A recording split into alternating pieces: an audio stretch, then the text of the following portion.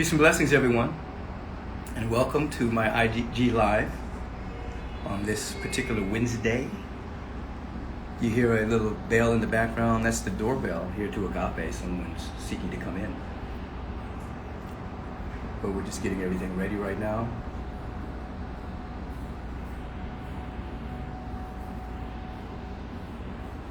And while we're pulling in Dr. Molina, let me tell you who she is. Dr. Molina Abdullah is a recognized expert on race, gender, class, and social movements. She was among the original group of organizers that convened to form Black Lives Matter and continues to serve as a Los Angeles chapter leader. She's professor and former chair of Pan-African Studies at California State University, Los Angeles. She's the co-host and co-producer of the weekly radio program, Beautiful Struggle, which airs on KPFK, part of the Pacifica radio network, the same network that I'm on every Friday at 1 p.m. And so we're going to be pulling her on in just a moment, but I just wanted to say welcome. We're living in some interesting times, obviously, and we want to get some, for those of you who are unclear, we want to develop a level of clarity around Black Lives Matter. We're going to give a level of clarity around just what's happening right now in the world of great changes. You've heard me speaking over the last month about this being a pivotal time in human history, where for probably the first time, the rest of the world is listening to many of the things that people of color have been saying for a long period of time. And that is the injustice, and that is the profiling, that is the racism, the systemic racism, and not that in any way seeking to be victims, but there has been a victimization, and there's a great change afoot that we want to be able to articulate and be about. I'm optimistic, because I'm aware of what an optimist is. An optimist is not an individual who doesn't see that there are issues or problems that need to be dissolved. But an optimist is an individual that knows behind every issue there are solutions, and there are ways to those solutions. And so we're going to go live right now with Dr. Molina Abdullah, professor, Cal State University, Los Angeles. Lolita, how are you? Hi, I'm good. I'm in a parking lot. I'm good. Glad to be with you. I was getting ready to say, it looks like you're in your car. Yeah. I was trying to get in and out the bank. When I talked to you on the phone, I was in the banking, thinking I was on my way out, but things happen. Yeah, it was a delay, not a denial, right? Exactly. So maybe this is so that my kids won't run through the live shot. Maybe that's why I'm in the car. So you want to continue our conversation while you're in your car? Is that okay? Yeah, that's great. I'm not driving. I'm just sitting. And okay, and you have 2 or 3 children? I have 3. All of them are your mother. When we were at the old building, super active in the agape youth stuff. Yeah. Right. Because they look like you. Yeah, they do. I see that face right now, and I know exactly who they are. Right. How old are they now? They're 10, 13, and 16. And Tandiwe, who's 16, is on her way off to Howard University. She graduated early and is headed to Howard in just a couple of weeks. Wow, that's powerful. Yeah. My grandson, Shay, wants to go to Howard as well. I just introduced you a little bit, but let me just let people know that I'm talking with Dr. Molina Abdullah, a recognized expert on race, gender, class, social movements. You were among the original group of organizers that convened to form the Black Lives Matter, and you continue to serve as the Los Angeles chapter leader, professor and former chair of the Pan-African Studies at California State University, Los Angeles, and you have your own radio show on KPFK, Beautiful Struggle. What day does that come on? It's on Tuesday nights at 7. Tuesday night at 7. And you just discovered, everyone, that she's a mother of 3. And if you can tell by our conversation, you just discovered that she's been attending Agape International for a long period of time as well. So that's Dr. Molina. For like 20 years. Now, you were part of the group that helped form what is now known as Black Lives Matter. How did that come about? What type of people came together to have this idea, and why the name Black Lives Matter? I'm asking this for other people, because people have a certain lack of understanding sometimes behind that particular name. So what came together to pull this movement, to pull this name together, to pull this movement together? What happened? Sure. So July 13th, 2013, so we're almost at our 7-year anniversary. People will remember that George Zimmerman was acquitted for the murder of Trayvon Martin, 17-year-old boy killed in Sanford, Florida. And many of us all across the country were outraged by that acquittal. Los Angeles in particular erupted. We poured out into the streets. I remember when I got word of the acquittal, because there was something different about this one, right? We thought that Zimmerman would be convicted. A lot of us were saying, we weren't blind to the fact that we hadn't gotten justice for Margaret Mitchell or Sean Bell or Amadou Diallo. We weren't blind to that fact, but those were killings at the hands of actual police. If you remember, Zimmerman was only a cop in his own mind. He also wasn't even white. He was Latino. He identified as white. And so I think that we thought those things could be working for the benefit of Black people, right? That it wasn't actually the police that killed him. And so we thought we might get a conviction. And if you remember, all the evidence comes forth about how he stalked this child and then really instigated this attack on him after dispatchers and everyone were saying, don't, telling him to back off. And so we saw all this evidence come out through the broadcasted trial. And so, we were expecting a conviction, and then we didn't get it. And there was something about Trayvon's spirit, right? When we saw his face on the news, President Obama had said if he had a son, he would look like Trayvon. And at the time, my son was 3 years old, and he actually looked like Trayvon. He looked like Trayvon, not like theoretically. He had that same bright face, all of that. And so I think I, like a lot of other people across the country, just felt overwhelmed at the sense of injustice, and we exploded and we poured out into the streets. I had called together some of my other mother friends, and we called ourselves a Mama Brigade, and we met up in Leimert Park. And before there were gates around Leimert Park, Black folks knew where to go when we were upset or we wanted to voice rage or even celebrate. I think about, the election of Barack Obama in 2008, right? We knew to go to Leimert Park. We didn't need an Instagram post, right? Right. It was in the wind. It was in the wind. It's what we did. And so we went to Leimert, and there were already hundreds of people in the park, and it grew to thousands.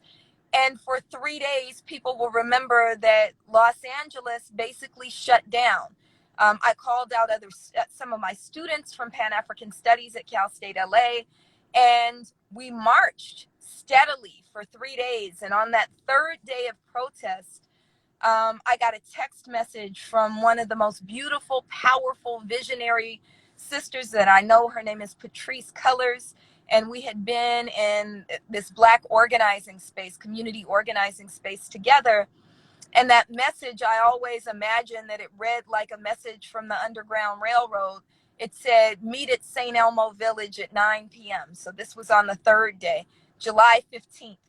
St. Elmo's Village. St. Elmo Village. And if people have not been there, it is a simply magical space. It is my own stopping grounds. My own stopping grounds. Is it really? When they come from out of town. I live 2 blocks away from St. Elmo. That's where I grew up.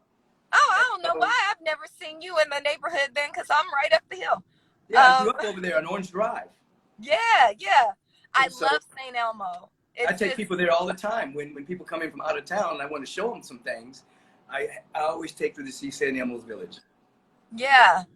Yeah, so we met up there. There were about 30 people. And we didn't know that Patrice had been in conversation with Alicia Garza about how to build a movement, not just a moment. And we spent hours in that courtyard, you know, the St. Elmo Village courtyard, which feels like an African village, right?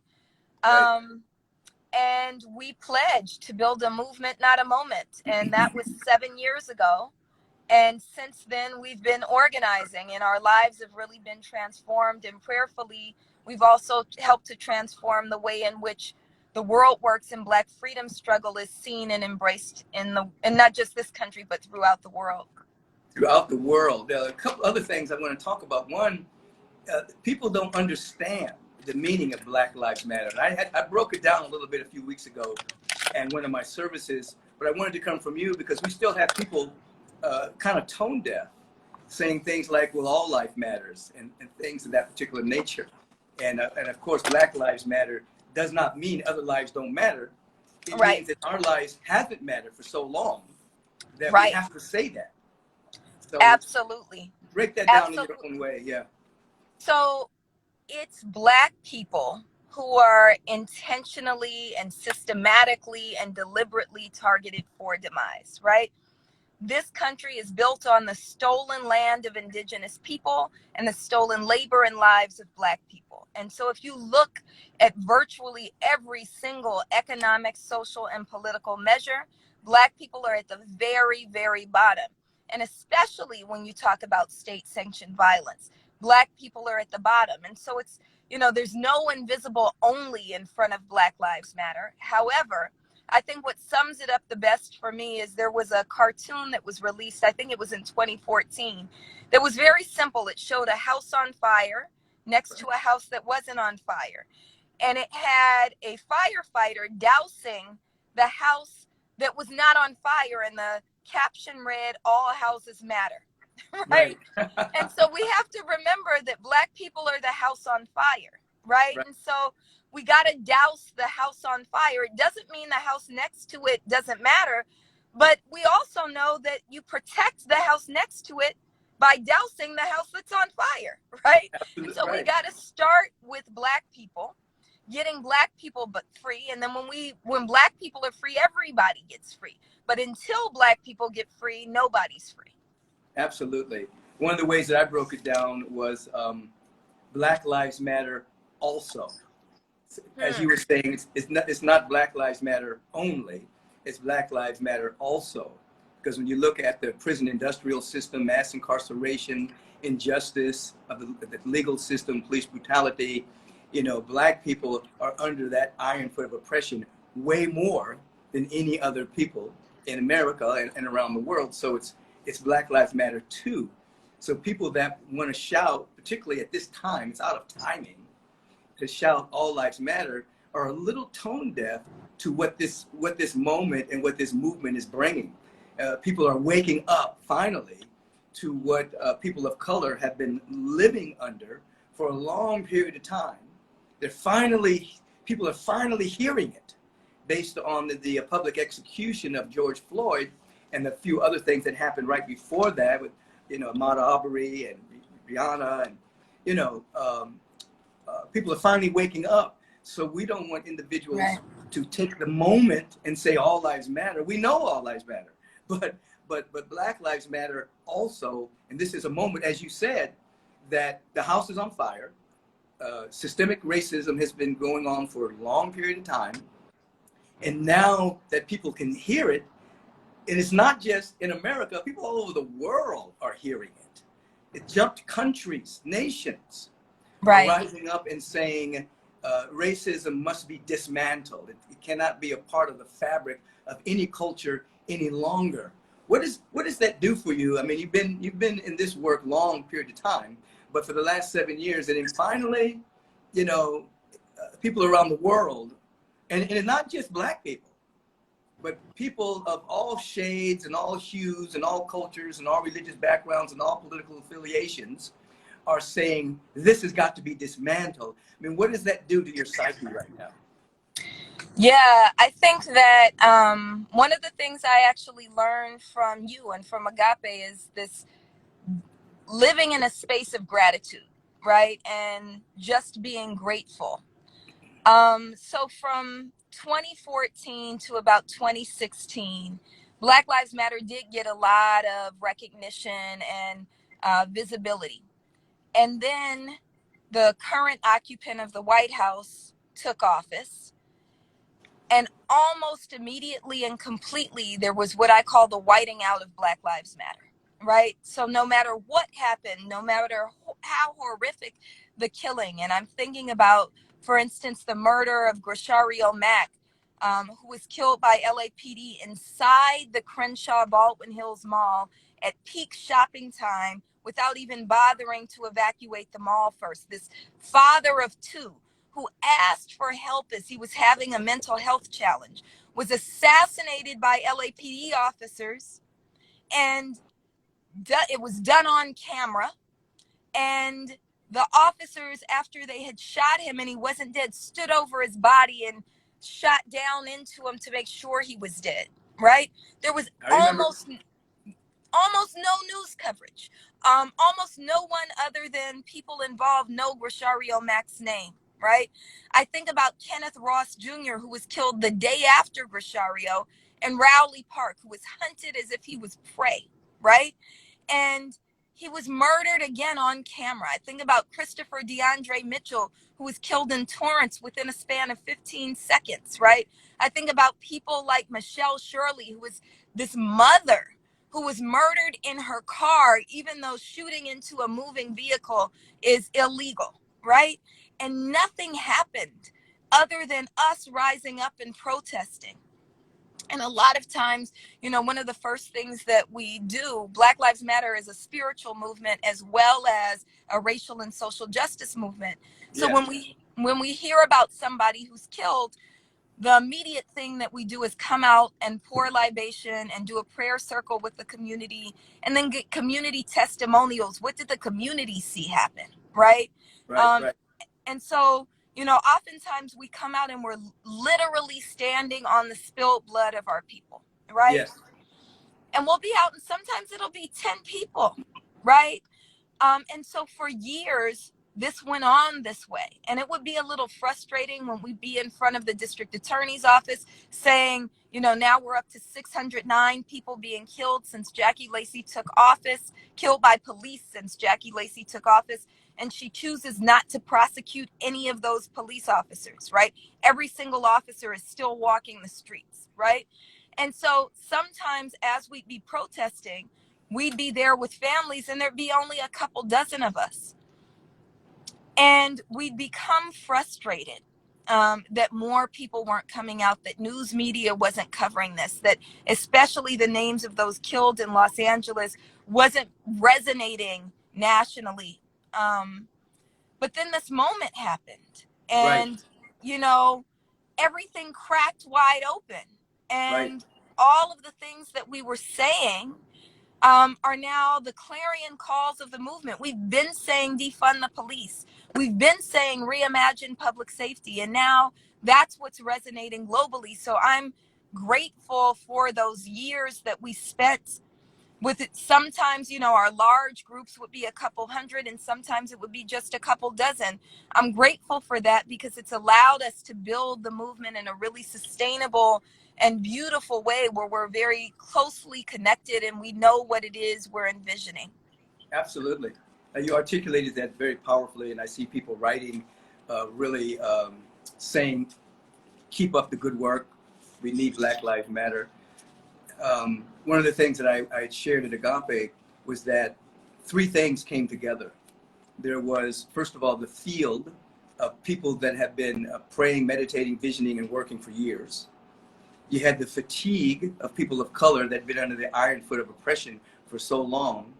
And then the spark plug of a man being publicly executed, and police officers just walking away as if they were having a picnic in the park. When those three things came together, and it created the moment that you're describing, in which now has gone worldwide. And so, obviously, Black Lives Matter is a spiritual movement. And we're going to cover a couple of things. One, for some reason, Black Lives Matter was put on a terrorist, like it was a terrorist organization. It was listed as a terrorist organization in certain states. And Black Lives Matter is far from being a terrorist organization. It's a spiritual organization that's bringing about information and transformation and calling forth justice where there has been injustice. That's the antithesis of a terrorist organization. That's a justice organization and a spiritual organization. But you have known that you've been called a terrorist organization, right? Absolutely. Absolutely. We know that, but we also know who's designating us as such, right? That the Black Identity Extremist Report was commissioned out of the Trump administration. So, you know, one of the things actual purveyors of hate do is try to label other people the purveyors of hate, right? Their distractions, their, what do they call it? Projection, right? So, you know, there's no disputing that the current occupant of the White House and his administration are the purveyors of hate, right? They embody hate. And so, of course, they see those of us, you know, our work is deeply rooted in deep and abiding love for our people. That's where this comes from. You know, none of us are paid for this work. This isn't, you know, a career. This is the work that we do because Spirit calls us to do this work. This is, you know, Mama Harriet Tubman saying, you know, it's up to this generation to pick up my work. Ida B. Wells is saying, pick up my work. Martin Luther King is saying, pick up my work. This is a sacred duty. And so those who refuse to heed sacred duty, those who really are caught up in ego, try to dismantle and disparage those of us who are actually doing work that God calls us to do. And I just want to add, I love your 3 points that set up this moment. And if I can, I'd just like to add 2 other things. You're right. The prayer and meditation work is hugely important. And I feel it. We feel it. It's one of the things that protects us, right? So if people can't get out to the protests that we do every single Wednesday, that's okay. From 3 to 5, we need you to pray and meditate, right? We need you to make sure that we're protected. I recently had the district attorney's husband pulled a gun on me and pointed it at my chest and threatened to shoot me. People can see it on our Instagram page. And one of the things that happened in that moment is we had just finished our libation, prayer, meditation, and land acknowledgement.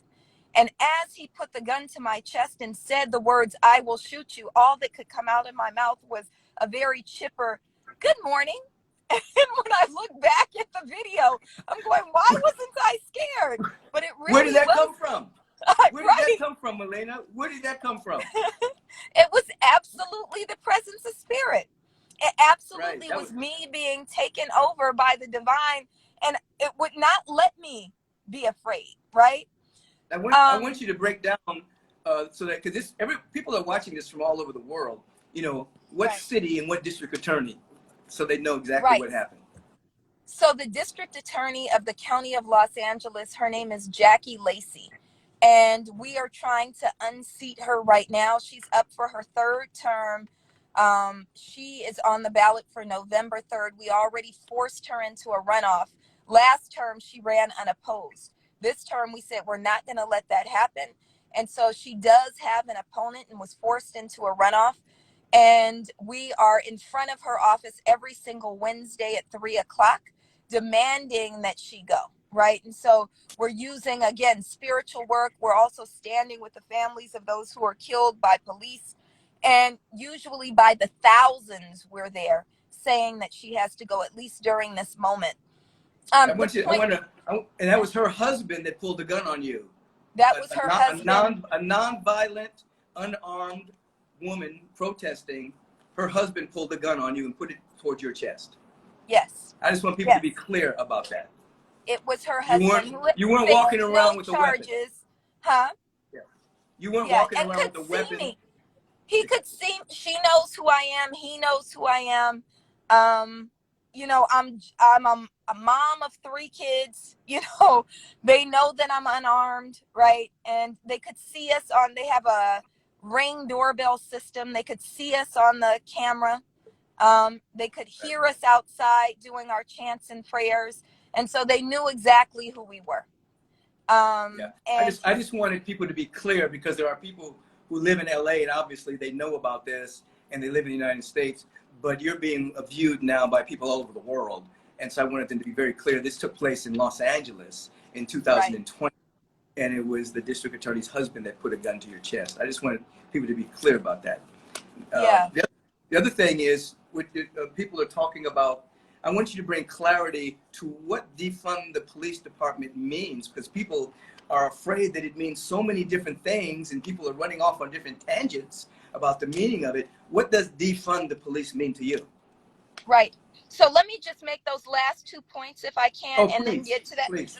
So the 2 things I would add to what you said, right? Absolutely the the prayer and meditation that had been happening. Absolutely, the spirit of the murder of George Floyd.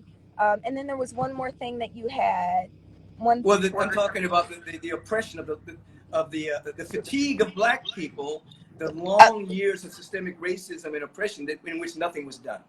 Absolutely. The 2 things that I would add is, one, that we had been organizing for 7 years already. So there was an infrastructure in place. There was a vision, a very well fleshed out vision in place.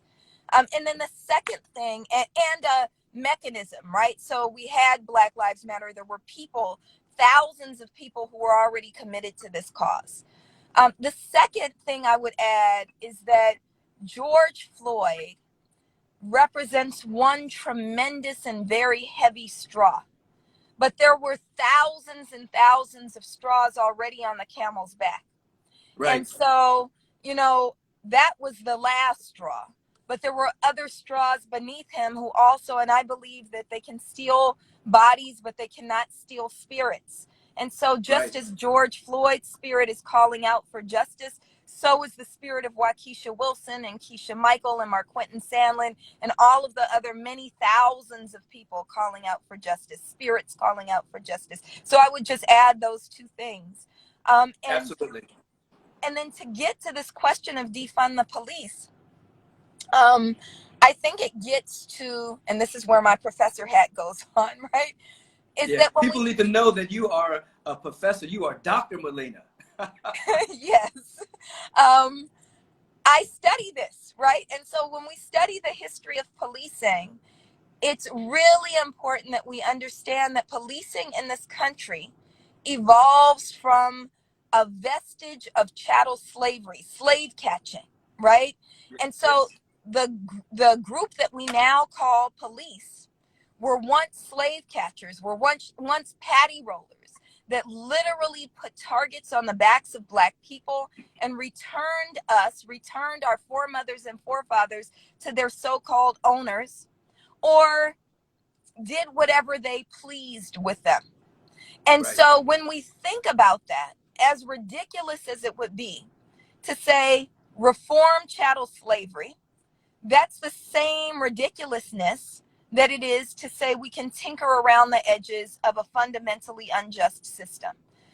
So what we say is, just like chattel slavery had to be abolished, the form of policing that we have in this country also has to be abolished. And the way that we do that is take away their money. We don't believe in putting good money after bad and saying, let's give them more training. We don't believe in saying, let's give them better equipment. We don't believe in saying, what if we just stick the word community in front of it? Then it'll be better. No, policing is fundamentally oppressive and targets Black people. So let's take their money, let's be imaginative, and let's also look at the data and say what actually keeps communities safe. What keeps communities safe is making sure that the universal needs of people are met. Everybody deserves to have housing, health care, mental health services, quality after school programs, parks, an environment that's protected and nourished, right? Everybody deserves those things, right? We also need to think about what does justice mean? Justice doesn't mean locking people in cages. Justice means helping people to step into the full potential of who they can be. And so, what kinds of transformative justice practices can we usher in, right? We know that in places like Newark, New Jersey, where one of my best friends on this planet, my dear brother Akila Sherrills, who's from Watts, has been enlisted to I know him. engage. I know he was honored at Agape a few years ago, Yeah, right? yeah.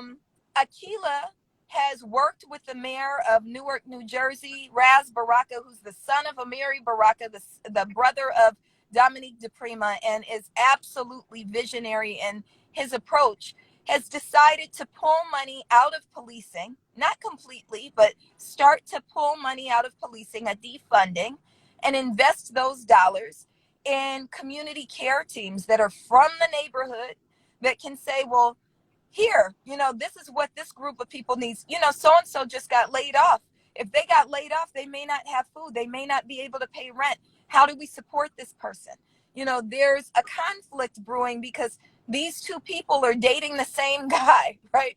If they haven't Right. agreed to date the same guy, maybe we need some of the grandmothers to intervene and say, let's intervene before a conflict arises, right? This is the kind of work that's being done in Newark. And when we see these kinds of investments made, we also see the plummeting of crime. So this is Yes. what we want to see happen. And this is what's going to happen. We just had a major victory last week. Our young people won a significant defunding of police in schools. And we know police, if there's anywhere they don't belong, it's in schools.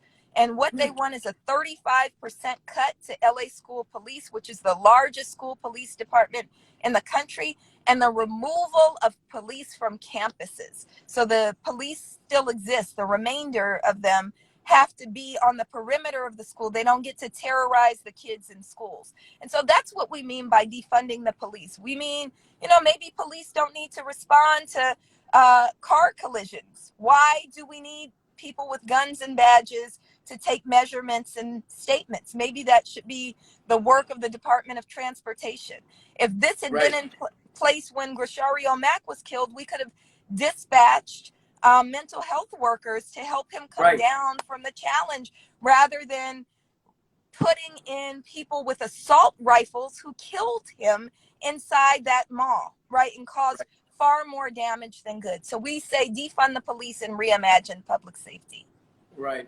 Yeah, you broke that down powerfully because people get nervous, but you have a very powerful, progressive way that what the money's going to be used for. So it's not just defunding the police, it's actually developing progressive programs that deal with mental health issues, that deal with human rights issues, things that the police aren't even equipped to handle.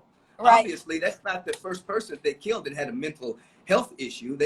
Many people who've had mental breakdowns or were acting kind of weird, their medicine hadn't taken their medicine, would end up being shot and killed by police officers. So they're not equipped to handle those kind of mental health issues. That somebody else is equipped to handle that.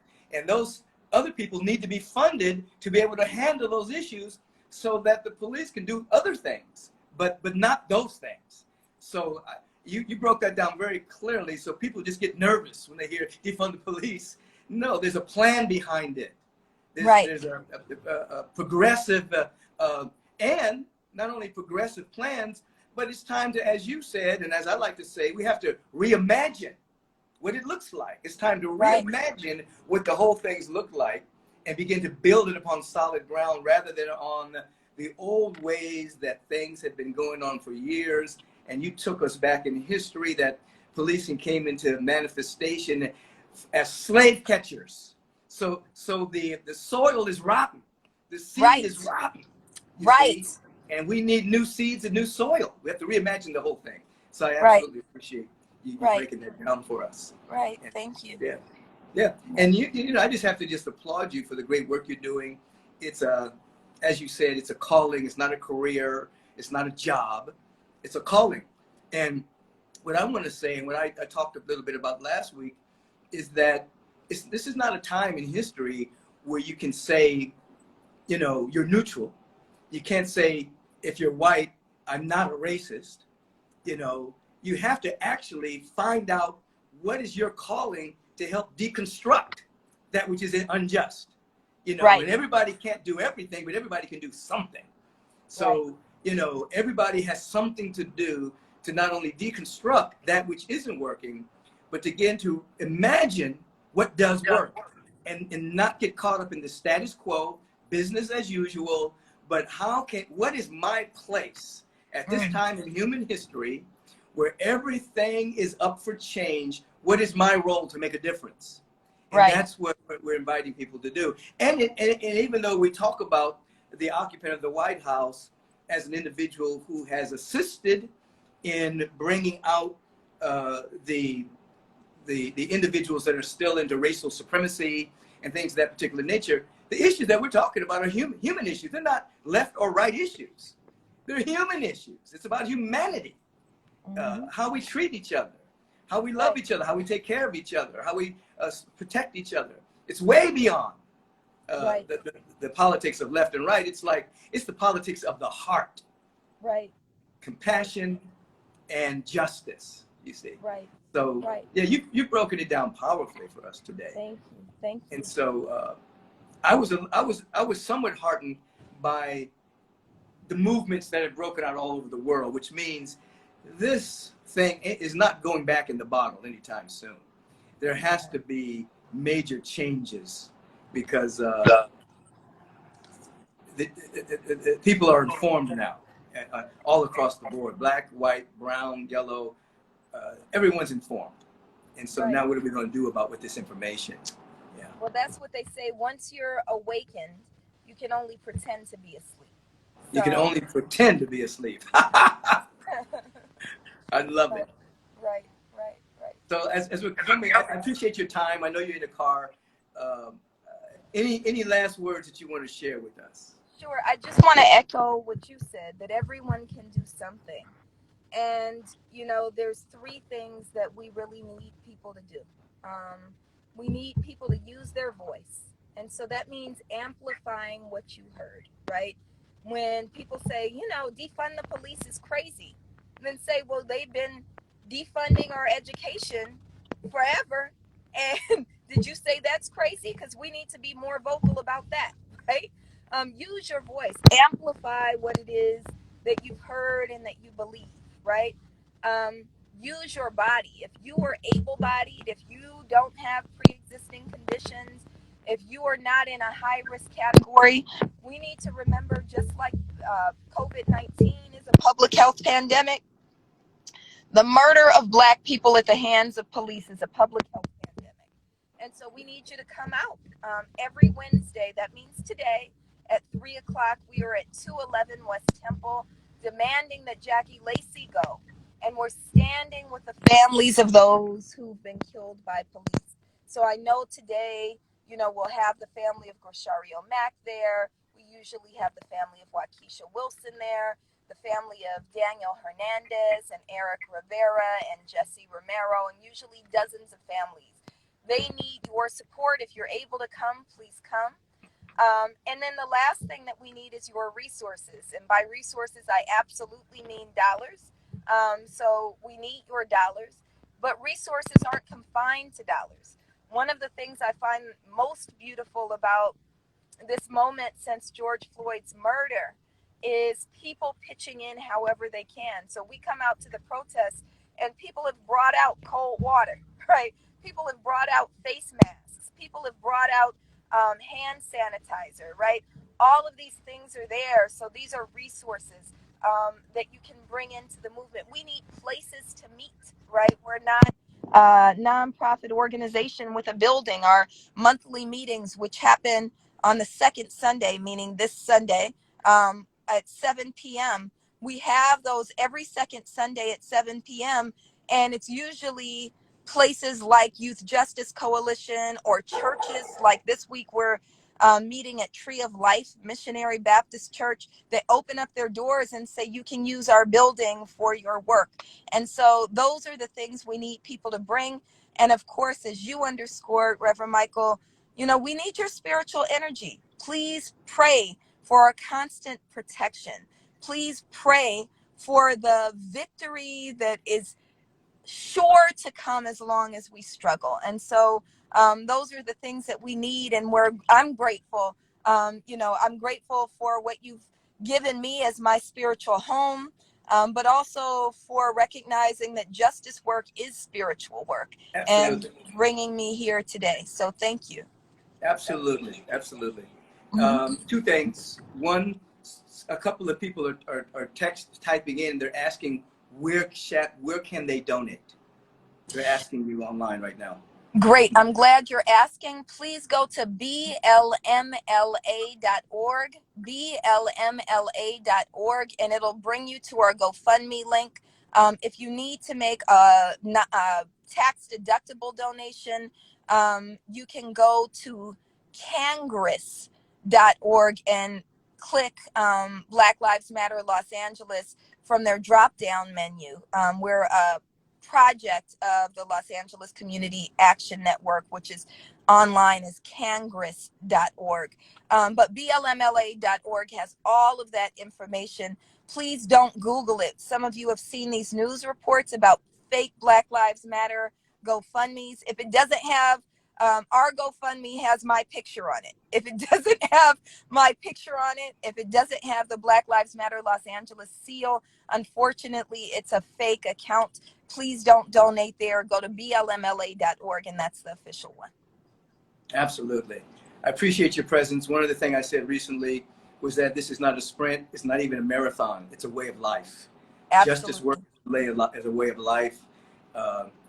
Building the beloved community is a way of life. Being an architect of what's possible is a way of living. It's not a marathon. It's morphed into a way of living that all of us have to find their place in building a world that works for the highest and best within us all.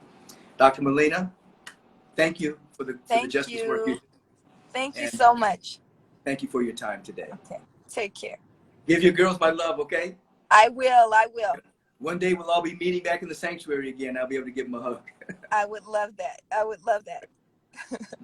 Bye-bye. God bless you. God bless you too.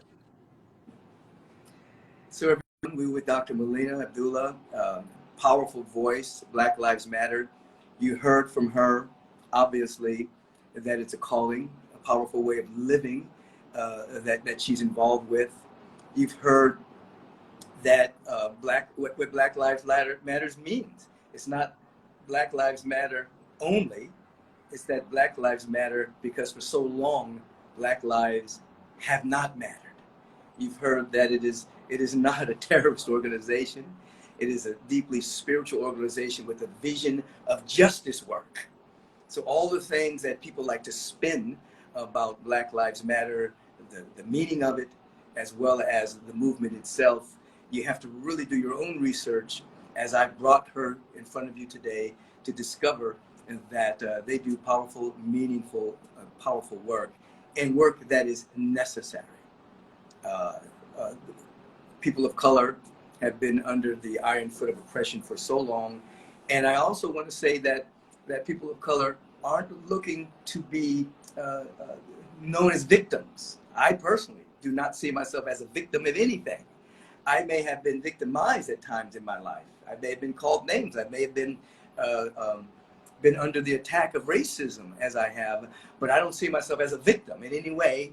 I see myself as an individual that is seeking to uplift, heal, inspire, transform, and carry a powerful vision of what's possible for our nation and our world. So I don't wear the hat of being a victim at all. I don't deny things have happened, but I'm not a victim. I'm an individual that is here for the power and the presence and the love of God to use me to bring people together to build the kind of just global society. And that is why so many people attend Agape International, because when you come to Agape International, everyone is here. All faiths, colors, hues, sexual orientation, we're all here seeking to love and appreciate each other in a way that builds a loving, compassionate, generous society. And so this is what we're all about. Thank you guys for tuning in. I see some of you texting, you're asking earlier about my app. Yes, you can get my app. Just go to michaelbbeckwith.tv, michaelbbeckwith.tv, and subscribe to it. Then go to the App Store and get the app. Beckwith Inspires, MBB. You can get the app for free. There'll be a lot of freemiums on there. And you can also subscribe at $2.99 if you want to get some of the other things. But the app's going to be used for, I'm going to do some meditation retreats since we're not able to meet each other in person right now. I'm going to have inspiration on there. I'm going to have education on there. I'm going to have affirmation. I'm going to have so much on the app. So you might as well get it now while it's new. michaelbbeckwith.tv. Subscribe, go to the App Store and get it. If you want to go to my website and get that information, you go to michaelbbeckwith.com. Most of you probably know that I'm here for 3 services every Sunday, agapelive.com or my Facebook page, and you can watch the services live, okay? Anyway, I'm going to let you guys go now. Some of you were a part of the meditation service that we do every day on Facebook, Agape's Facebook page, every day at 12 Pacific time. Some of you were at our morning prayer time, affirmative prayer, every day at 8 a.m. Pacific time on Agape's Facebook page. So we're here to serve.